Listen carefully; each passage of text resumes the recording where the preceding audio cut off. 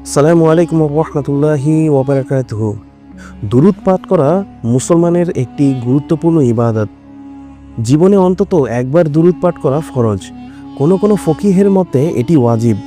বিশেষ করে কোনো সভা সমাবেশে রাসূল সাল্লাল্লাহু আলাইহি সাল্লামের নাম উচ্চারিত হলে বা শোনা গেলে অন্তত একবার দুরূদ পাঠ করা ওয়াজিব। একই সভায় তার নাম বারবার উচ্চারিত হলে প্রতিবার দুরূদ পড়া মুস্তাহাব।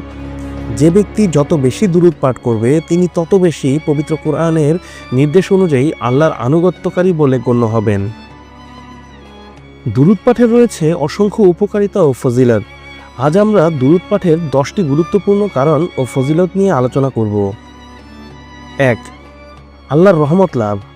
হযরত আব্দুল্লাহ বিন আমর বিন আস রাদিয়াল্লাহু তাআলা আনহু থেকে বর্ণিত, রাসূল সাল্লাল্লাহু আলাইহি সাল্লাম বলেছেন, যে ব্যক্তি আমার প্রতি একবার দুরূদ পাঠ করবে আল্লাহ তাআলা তার প্রতি 10 বার রহমত নাজিল করবেন। মুসলিম শরীফ হাদিস নং 385। 2. ফেরেশতাদের দোয়া লাভ। রাসূলুল্লাহ সাল্লাল্লাহু আলাইহি সাল্লাম বলেছেন, যখন কোনো মুসলিম ব্যক্তি আমার প্রতি দুরূদ পাঠ করে, যতক্ষণ সে দুরূদে পাঠরত অবস্থায় থাকে ততক্ষণ ফেরেশতাগণ তার জন্য দোয়া করতে থাকেন।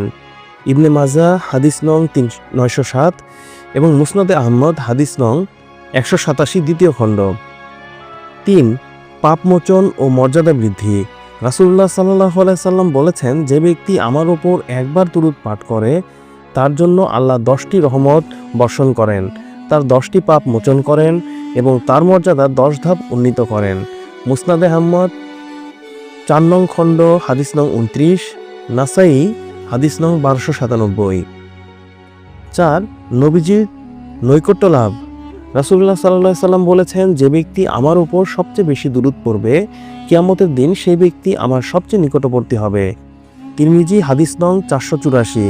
তিনি আরও বলেছেন, যে ব্যক্তি আমার প্রতি যত বেশি দুরূদ পাঠ করবে জান্নাতে সে তত বেশি আমার নিকটবর্তী হবে।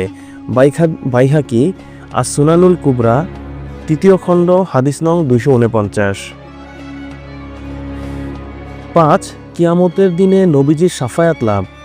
রাসূলুল্লাহ সাল্লাল্লাহু আলাইহি সাল্লাম বলেছেন, যে ব্যক্তি আমার প্রতি দুরূদ পাঠ করলো অথবা আমার জন্য ওসিলার দোয়া করলো, কিয়ামতের দিন তার ব্যাপারে শাফায়াত করা আমার জন্য কর্তব্য।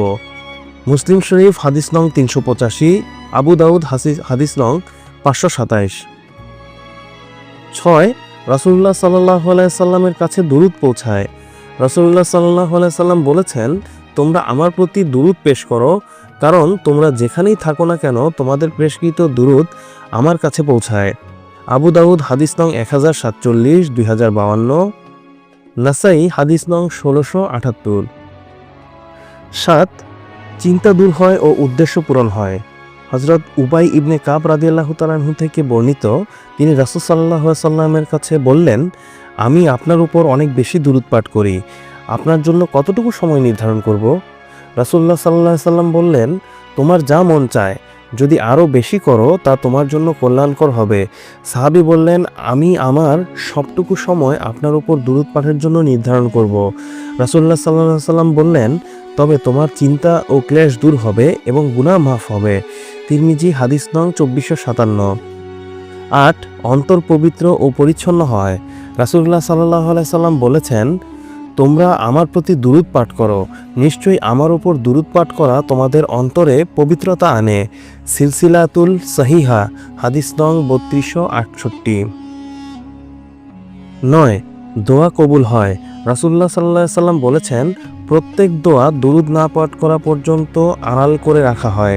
সহিহুল জামে হাদিস নং 4523।